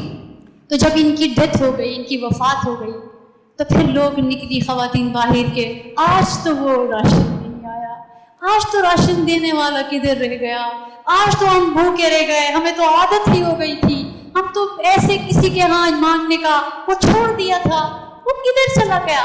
تو جب ان کو غسل دینے کے لیے ان کا لباس اتارا، یہاں بوری کے نشان تھے، یہاں نشان تھے. ایسے چھپ چھپ کے فرمایا کہ ایسے بندوں کو آج بھی ایسے اللہ کے بندے کہتے کہ یہ کسی کو بتانا نہیں پلیز. یہ ایک خاتون آئی کہتی کہ وہ چھوٹا موٹا میں کرتی ہوں، آپ پلیز میرا کسی کو نہ بتانا، پلیز میرا کسی کو نہ. اس طرح کے بھی لوگ چھپا کے دیتے. کوئی فقیر سو رہے اوپر چادر ڈال کے آگے، پتہ ہی نہیں. تو فرمایا کہ ان کو اللہ کی رحمت کا سایہ نصیب ہوتا ہے.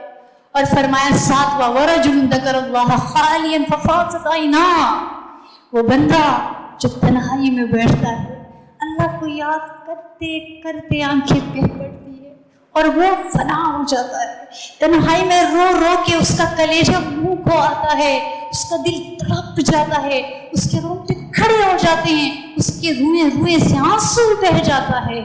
فرمایا یہ میری رحمت کے سائے میں ہوگا.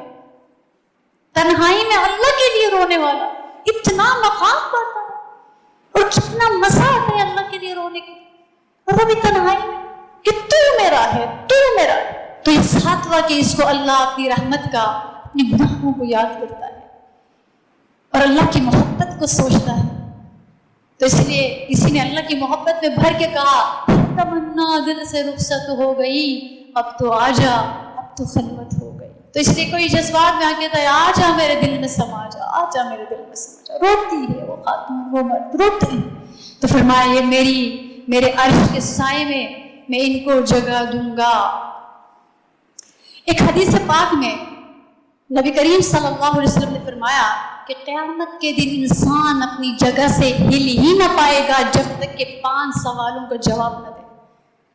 یہ بھی بڑی مشہور حدیث، لیکن اس پہ استحضار کی ضرورت ہے کہ 5 سوال جب تک وہ نہیں دے گا اس کا قدم آگے نہیں بڑھ سکتا. تو یہ بھی اللہ کی رحمت ہے کہ اللہ پاک نے اس دن کے امتحان کے سوال اپنے رسول کے ذریعے سے پہلے سے کھول دیا، ان سوالات کو پہلے سے کھول دیا. کون سا ادارہ ایسا ہوگا جہاں پہ امتحان سے پہلے سوال کھل جائے؟ یہ اللہ کی رحمت ہے. تو پھر فرمایا کہ پہلا کہ میں اپنے بندے سے، اللہ تعالیٰ پوچھیں گے کہ میرے بندے میں نے تجھے اتنی عمر دی تھی. یہ غور طلب بات ہے، یہ بہت توجہ طلب بات ہے کہ اللہ فرمائیں گے میں نے تمہیں عمر دی تھی 60 سال کی، 80 سال کی، 70 سال کی، 50 سال کی، 40 سال کی، 30 سال کی، 20 سال کی. میں نے میری بندی تمہیں زندگی دی تھی، تو تم نے زندگی کہاں گزاری؟ کیا کیا؟ صبح کہاں گزری، شامیں کہاں گزری، راتیں کہاں گزری، دن کہاں گزرے، کیا معاملات تھے، کیا معاشرت تھی، کیا اخلاق تھے، کیا کیا کیا؟ یہ 20 دن کا نچوڑ دکھاؤ، یہ 20 سالوں کا نچوڑ دکھاؤ، یہ 20 راتوں کی ذرا ان کا نچوڑ نکالو، کیا کیا تم نے؟ اور وہ بندہ چھپا سکتا ہے. تو اس لیے اپنی زندگی کو اچھے کاموں میں لگائیں، شرمندگی سے بچ جائیں گے.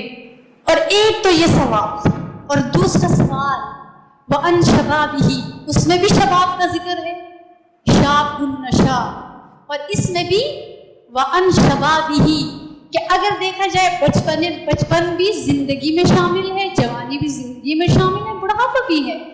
لیکن اللہ پاک نے خصوصیت کے ساتھ جوانی کے بارے میں الگ سوال کرا، کیونکہ یہ وہ زندگی کا حصہ ہوتا ہے کہ اس میں انسان کی امنگیں ہوتی ہیں، انسان کو وسوسے آتے ہیں، اس کو برے کام اچھے لگتے ہیں، اچھے کام برے لگتے ہیں، نصیحت کرنے والے زہر لگتے ہیں، الٹے سیدھے کام اچھے لگتے ہیں۔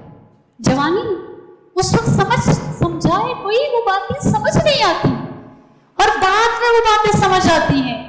اور اسی لیے فرمایا کہ جو اس وقت کسی کو باتیں سمجھ آ جائے تو وہ کون ہوتا ہے کہ جوانی کی عبادت پیغمبروں کا شعر۔ تو فرمایا کہ یہ بندہ جس کی جوانی کے بارے میں سوال ہوگا کہ تیری جوانی کہاں گزری، تیری جوانی کدھر گزری، تم نے کیا کیا اپنی زندگی میں۔ ایک تو زندگی کا سوال ہوا، ایک جوانی کا۔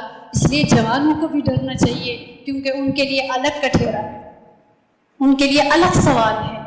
اور تیسرا سوال وَأَمَّالِهِ مِنْ أَيْنَ اكْتَسَبَهُ، اور مال کے بارے میں سوال ہوگا، کہاں سے کمایا، مال کہاں سے آیا، سود سے آیا، غلط طریقے سے آیا، کسی کا گلشن اجاڑ کے آیا، کسی پر ظلم کر کے آیا، ڈاکے سے آیا، چوری سے آیا، کہاں سے آیا، یہ سوال ہوگا، یہ اتنا مال کہاں سے آیا۔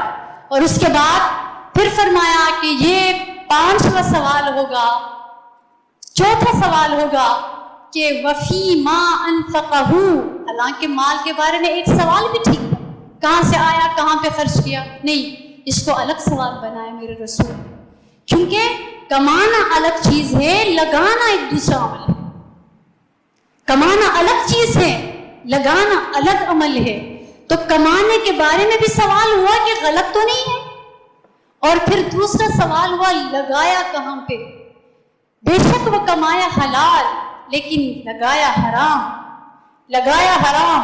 میرے بہت قریبی جاننے والے بہت کماتے تھے، جب شادی ہو گئی کہ صرف 1000 کے نوٹ جو ناچنے والے تھے ان کے اوپر ڈالا گیا، اور یوں ڈالا گیا کہ نیچے کیچڑ اور زمین گیلی تھی، اور وہ ناچ رہے تھے۔ میرے قریبی جو انہوں نے مجھے بتایا کہ ناچ رہے تھے لوگ، اور شراب پی کر ناچ رہے تھے، اور اس ناچنے میں پیسہ گرایا جا رہا تھا، اور غریب کے بچے دوڑ دوڑ کے کیچڑ سے نکال کے پیسے جیب میں ڈال رہے۔ ہائے کاش وہ پیسے ایسے ہی کسی رات کی تنہائی میں جا کے ان کی جیب میں ڈالتے آتا۔ اور میں آپ کو بتاؤں، وہ پچھلے ہفتے وہ خاتون میرے پاس آئی تھی کہ ہمارے گھر میں کچھ نہ بچا، میرا سونا بھی گیا، اب ہم گھر بھی گروی رکھ چکے ہیں، اب ہمارے گھر میں فاقے پڑ گئے۔ جو اللہ کے دیے کی قدر نہیں ہوتی، اللہ دینا بھی جانتے ہیں، اللہ لینا بھی جانتے ہیں۔ اللہ کے دیے کی قدر نہ ہو اور اللہ کے دیے کو کتے اور بلیوں پر لٹایا جائے، اور اللہ کے بندے جو میرے رسول نے فرمایا تھا، پوچھا تو فرمایا ہر تر بدن میں صدقہ ہے، اور کسی یتیم، کسی بیوہ، کسی مستحق، کسی کی جوان بے آسرا بیٹی اور کسی کے بھوکے بچے، کسی نے ان کے ہاں جا کے چادر نہ ڈالی، اور اگر ڈال بھی دی سو احسان کر کے، اشتہار لگا کے، سینکڑوں کو بتا کے، اور اس کی سیلف رسپیکٹ کا دھجیہ اڑا کے کہ ہم اس کو دیتے ہیں صدقہ، ہم اس کو دیتے ہیں زکوٰۃ، ہم اس کو دیتے ہیں خیرات، اوپر سے بات آتی ہے میری خیرات پہ پلنے والا مجھے آنکھیں دکھائے۔ ہم اللہ کی خیرات پہ پلتے ہیں، ہم نہیں دکھاتے اللہ کون ہے، روز دکھاتے ہیں، نماز نہ پڑھ کے دکھاتے ہیں، چغلی کر کے دکھاتے ہیں، جھوٹ بول کے دکھاتے ہیں، ظلم کر کے دکھاتے ہیں، ناانصافی کر کے دکھاتے ہیں۔ اور میرے اللہ نے مجھے لباس دیا، اس لباس کو اتار کے آنکھیں دکھاتے ہیں، میرے رسول کی تمام سنتوں کا دھجیہ اڑا کے دکھاتے ہیں۔ اللہ نے تو نہیں کہا کہ مجھے آنکھیں، تو کہاں سے کمایا اور کہاں پہ لگایا۔ اور فرمایا وَمَاذَا عَمِلَ فِيمَا عَلِمَ، اور آخری سوال ہوگا تجھے علم دیا تھا اس پہ کتنا عمل کیا۔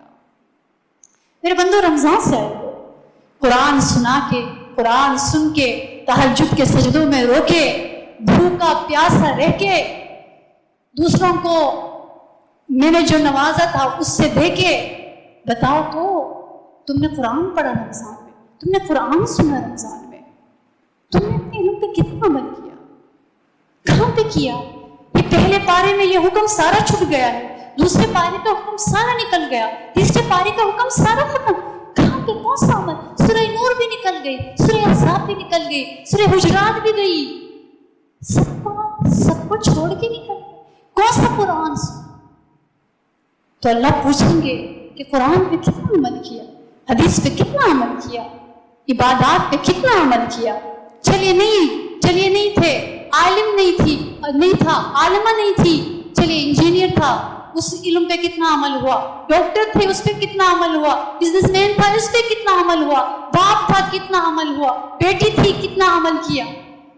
علم ہر ایک کے پاس ہے. کس کو نہیں پتا میرے اوپر نماز فرض ہے, کس کو نہیں پتا قرآن اللہ کا کلام ہے, کس کو نہیں پتا زکوٰۃ کیا ہے. جو زکوٰۃ نہیں دیتا اللہ اس کے مال سے اپنی مٹھی ڈال کے نکالتے ہیں.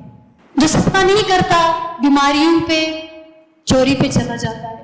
اس لیے اللہ کے نیک بندے تھے, وہ کیا کرتے تھے, ہر مہینے میں جب بھی پیسہ آتا تھا, کوئی بزنس کا سلسلہ تھا, جب ہر مہینے میں پیسہ آتا تھا اس پیسے کو سامنے رکھ کے ایک حصہ الگ کرتے تھے اور کر کے کہتے تھے کہ اللہ میاں یہ میری دواؤں کا پیسہ ہے, اور ہاسپٹل کا, اور عدالت کا, اور پولیس اسٹیشن کا پیسہ ہے. اللہ یہ میں نے آپ کے راستے میں آپ کے بندوں پر لگا دیا, مجھے دواؤں سے بچانا, مجھے عدالت کے چکر سے بچانا.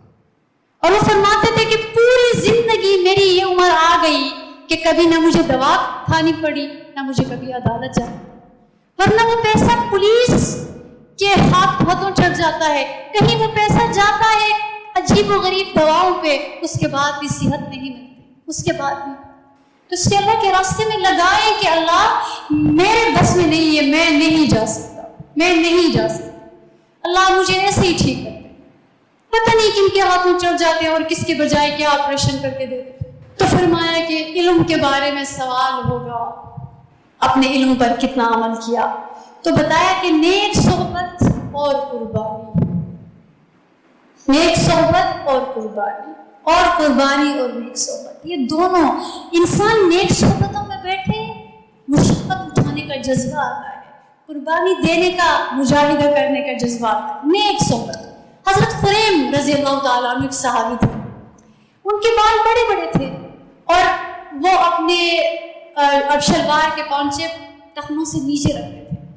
نبی کریم صلی اللہ علیہ وسلم کو شکایت گئی تو انہوں نے بہت خوبصورتی سے نبی صلی اللہ علیہ وسلم نے فرمایا کہ ہاں خریم تو بڑا اچھا ہے, اگر 2 کام نہ کر لے. دیکھیے صحبت کی برکت ہے. اگر 2 کام نہ کر لے, ایک بال ذرا چھوٹے کر لے اور ایک شلوار ذرا اوپر اٹھائے.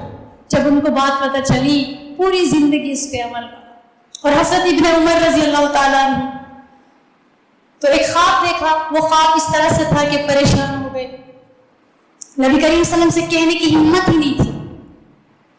تو خوش قسمتی سے ان کی بہن حضرت حفصہ رضی اللہ تعالیٰ عنہ نبی کریم صلی اللہ علیہ وسلم کے نکاح میں تھی, تو اپنی بہن کو جا کے خواب سنایا کہ نبی کریم صلی اللہ علیہ وسلم سے پوچھ کر بتا.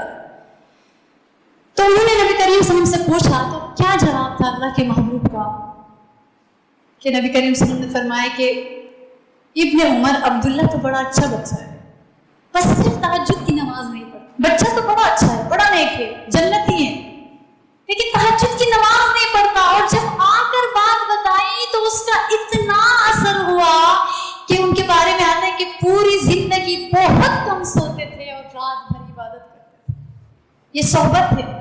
جب انسان صحبت میں بیٹھتا ہے نا, شرما شرمی میں آتا ہے. پھر اس کے بعد جب صحبت والوں سے محبت ہو جائے, ان کی باتیں اثر کر جاتی ہیں. جب باتیں اثر کر جائیں تو عمل کرنے کو دل کرتا ہے, اور عمل کر کے وہ اللہ سے واصل ہو جاتا ہے. تو اسی لیے قربانی اور مجاہدہ یہ بہت بڑی دولت ہے, بہت بڑی دولت ہے. سب باتوں کو ایک طرف رکھیں کہ میرے رسول نے کتنی قربانی دی ہے, سب باتوں کو ایک طرف رکھیں.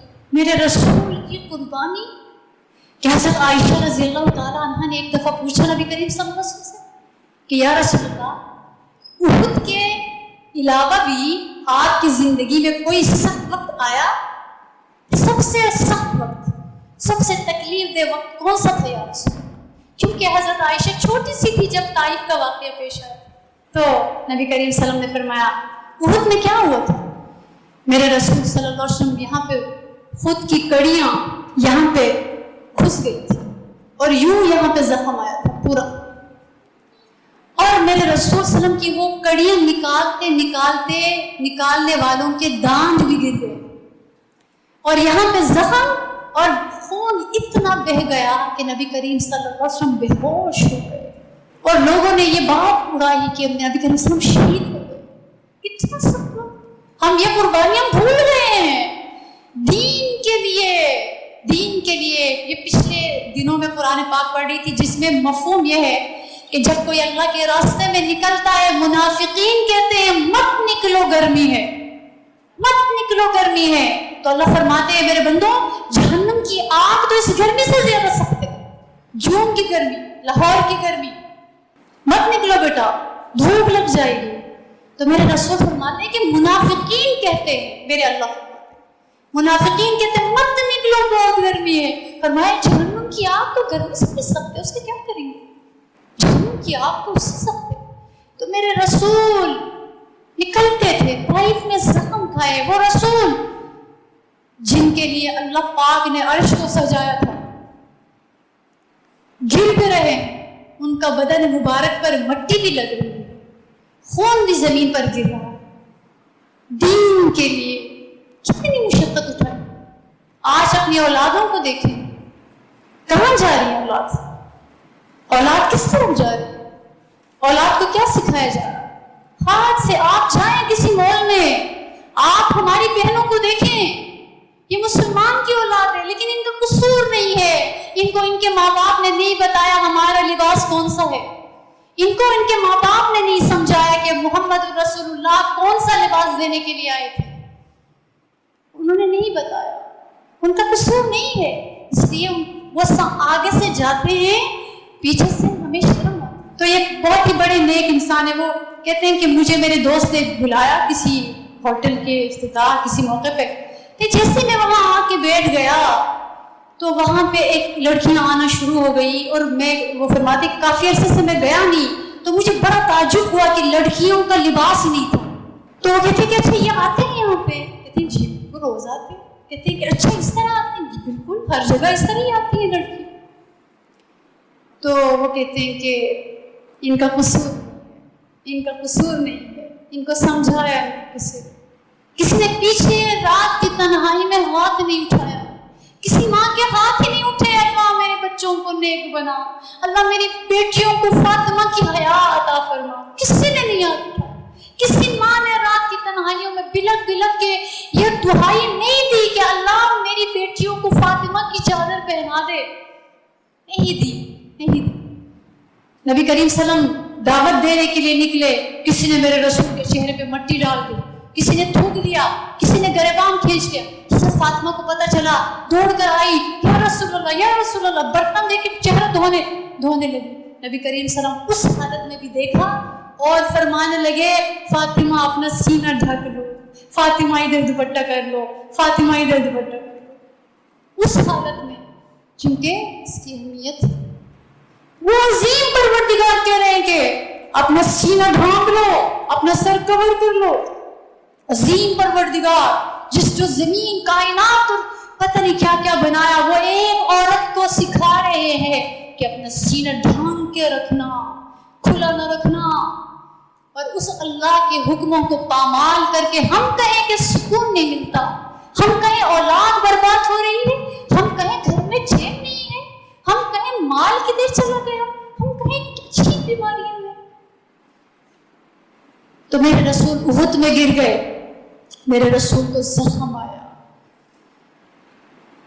تو نبی صلی اللہ علیہ وسلم نے فرمایا عائشہ سب سے سخت دن طائف کا دن تھا، سب سے سخت دن طائف کا دن تھا، جس میں آگے میں تھا، پیچھے اوباش لڑکے تھے، ان کے ہاتھوں میں بڑے بڑے پتھر تھے، میں بچا رہا تھا، وہ مار رہے تھے، 100 کلومیٹر کے اوپر وہ گئے، پیادل چل، کوئی گھوڑا کوئی گاڑی کچھ بھی نہیں، اور مایوس ہو کے گئے، پیچھے سے مایوس ہے کہ حضرت خدیجہ بھی چلے گئے، حضرت ابو طالب بھی چلے گئے، چلے طائف میں کوئی ساتھی بنے، میں اپنا مرکز ادھر لے کے جاؤں، اور یہاں سے سفر کر کے طائف پہنچتے ہیں، سرداروں کے پاس جاتے ہیں، ایک کہتے ہیں جاؤ اللہ کو کوئی اور نہیں ملا تھا نبی بنانے کے لیے؟ جاؤ جاؤ نکلو یہاں سے. ایک نے کہا کہ مجھے سنانے نکلو نکلو. ایک کہتا ہے کہ جاؤ جاؤ مار نہ پڑواؤ، اگر نبی ہوئے ایسے ہی سزا ملے گی، نکلو یہاں. یعنی جیسے ہوتا ہے نا کہ کسی کو کم سمجھ کہ نکلو یہاں سے.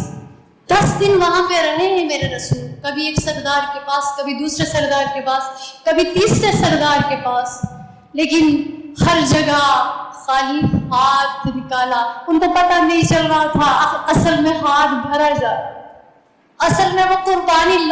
اور جب میں طائف گئی اور جب طائف پہ دیکھا اتنی روشنی، اتنا نور، اتنا سبزہ، میں بھائی کو کہہ رہی تھی کہ بھائی یہ میرے رسول کی قربانیاں ہیں جو آج یہ ہریالی ہے. ایسی ہریالی، ایسا سکون اور ایسے مسلمان، مسجد، اذان. تو نبی صلی اللہ علیہ وسلم جب واپس مایوس بھاری قدموں کو اٹھا کے آ رہے، بھاری قدموں کو اٹھا کے آ رہے، تو انہوں نے کہا کہ یہ نبی بن کر آئے ہیں، نکلو لڑکو، جاؤ پیچھے، جاؤ پتھر مارو، جاؤ جاؤ جاؤ لگو پیچھے، نکالو یہاں سے. تو وہ لڑکے پیچھے پیچھے، حضرت زید بن حارثہ کبھی آگے آ رہے، کبھی پیچھے، کبھی دائیں، کبھی بائیں، کہ میرے رسول کو ادھر سے نہ پڑے، ادھر سے نہ پڑے، ادھر سے نہ پڑے. وہ کہاں تک بچا سکتے؟ مارا میرے رسول کے جوتے مبارک میں خون جم گیا، خون جم گیا، خون جم گیا. کس لیے؟ دین پہنچانے. آج ہماری اولاد کہاں جا رہی ہے؟ آج نبی صلی اللہ علیہ وسلم کا خون نہیں یاد آتا، نبی صلی اللہ علیہ وسلم. اور ایسا درد ملا کہ یوں اللہ کے سامنے ہاتھ کیا، اللہم اشکو الیک ضعف قوتی وقلت حیلتی وہوانی علی الناس. اللہ آپ نے مجھے کن کے حوالے کر دیا، کن کے حوالے کر دیا؟ اللہ آپ نے مجھے کن کے سپرد کیا؟ دشمنوں کے سپرد، کہ وہ مجھے ذلیل سمجھے، وہ مجھے کم سمجھے. اور پھر آتے ہیں، یا اللہ اگر آپ ناراض نہیں تو مجھے کوئی پرواہ نہیں، اگر آپ ناراض نہیں. اور یا اللہ آپ کو منانا ہے، جب تک آپ راضی نہیں ہوتے منانا ہے اور مناتے چلے جاؤ. یہ میرے اور آپ کے رسول تھے، یہی یہ دین لے کر آئے ہیں. اور ہم نے کیا کیا اس دین کے لیے؟ ہم نے مہینے میں، سال میں ایک دفعہ قرآن سن کے کہہ دی حق ادا ہو گئے. اپنی اولادوں کو نکال دیا دنیا میں. اپنی اولادوں کو کیا بنا رہے ہیں؟ کیا ان کو دین سے جوڑ دیا؟ ان کو قرآن سکھا دیا؟ ان کو نبی صلی اللہ علیہ وسلم کا طریقہ سکھا دیا؟ کیا ان کو میرے رسول کی سیرت کے بارے میں بتا دیا؟ کیا ان کی قربانیوں کا درس دے دیا؟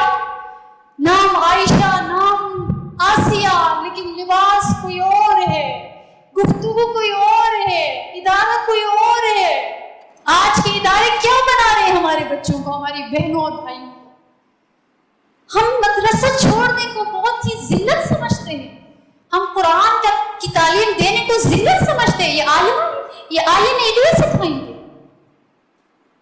ایسا نہیں ہے. اگر دنیا میں کسی کو عزت ملی قرآن اور سیرت کی بدولت ملی، اگر اس سے عزت نہیں تو کہیں سے عزت نہیں. تو اس لیے خدا کے لیے اپنی اولادوں کو، اپنی بیٹیوں کو، اپنے بیٹوں کو اور آپ کے ارد گرد لوگ ہیں ان کو اللہ کے دین سے جوڑ دے. کہیں بھی کوئی قرآن نہیں پڑھ سکتا، نہیں دماغ چلتا، سننے پہ بیٹھ جائے، کچھ کروائے. کل کو ہم قبر میں جائیں گے اور اولاد کی کمائی آ جائے گی. اگر اولاد نیک نہ بنی، ہماری قبر میں آگ ہے، ہماری قبر میں آگ ہے. قبر کی منزل آخرت کی منازل میں سے پہلی ہے. ادھر سرخرو ہو گئے، آگے بھی اگر ادھر نہیں ہوئے تو آگے بھی نہیں ہے. اللہ رب العزت اس رمضان کے بعد کی زندگی کو ہمارے لیے اپنی رضا والی زندگی بنائے اگلے رمضان تک. کیونکہ اللہ کے نیک بندے 6 مہینے رمضان کی قبولیت کے لیے دعا مانگتے تھے. ہم نے روزے رکھے، اللہ قبول فرمانا، ہمارے سجدوں کو رد نہ فرمانا. ہم نے روزے آپ کے لیے پیاس برداشت کی، ہماری پیاس کو رد نہ فرما. لیکن نہیں ڈھکتے سر. ان کی بیٹیوں کے سر ننگے ہیں، ان کے گلے کھلے ہوئے ہیں، ان کے لباس اس رمضان کے بعد اور بھی چھوٹے پڑ جاتے. کیسے سمجھائیں؟ تاثیر کدھر سے لائے؟ طاقت کہاں سے لائے کہ ہم ایک بول دے زندگی سنور جائے؟ ہمارے پاس وہ قوت نہیں ہے، ہمارے پاس وہ تاثیر نہیں ہے. ہمارے پاس وہ زبان نہیں ہے کہ ہم بول دیں ان کی بیٹیوں کے سر ڈھک جائے، ان کے اندر حیا کی چادر آ جائے، ان کے اندر اللہ کا عشق آ جائے، ان کے محبوب کی قربانیوں کی تڑپ آ جائے، لیکن نہیں آتا۔ قرآن بھی سنتے ہیں نہیں آتا، بیانات بھی سنتے ہیں نہیں آتا، روتے بھی ہیں توبہ کرتے بھی ہیں، زندگی نہیں بدل رہی، نہیں بدل رہی۔ کتنوں کو دیکھا ہے، میں خود اپنی بات کروں، میں ہی نہیں بدل رہی، میں آپ کو کیا بدل دوں۔ اللہ مجھے ایسا دل دے کہ اس دل میں ان کی آگ بھڑک جائے، اور اس محبت کی آگ ہم سب کو جلا کے راکھ کرے، اور ان کی محبت کی آگ اور ان کا نور اترے، ہماری زندگیوں کو سنوار دے۔ آپ دعا کیجئے اللہ پاک اس مجلس سے اٹھنے سے پہلے ہمیں چن لے، ہمیں قبول فرما لے۔ یہ قلیل جماعت ہے، دعا کرے اللہ ہمیں بدل دے، اللہ ہمیں بنا دے، ہمیں بنا دے، ہمیں بنا دے، اللہ ہمیں بنا دے۔ ہم بن گئی نا اللہ، آپ کے دین کو بنائیں گے، آپ کے بندوں کو آپ سے ملائیں گے۔ اللہ پاک ان تمام باتوں پر ہمیں عمل کرنے کی توفیق عطا فرمائے۔ اللہ ہماری جوان بہنوں کو عزت کی چادر عطا فرمائے۔ اللہ ماں باپ کو ہدایت عطا فرمائے اپنی اولادوں کو نیک راستے پر ڈالنے کی۔ اللہ ہمارے دین کے کاموں کو قبول فرمائے اور دین داروں کو قبول فرمائے، اور ہمارے بڑوں کا سایہ ہمارے سروں پر سلامت رکھیں۔ ان کی برکتوں سے تھوڑا سا پھر بھی کام ہوتا ہے۔ اللہ اس فتنے کے دور میں ہماری حیا کی حفاظت فرمائے، اور اللہ ہماری طالبات اور معلمات کو اپنے حفظ و امان میں رکھے۔ آمین یا رب العالمین۔ وآخر دعوانا ان الحمد للہ رب العالمین۔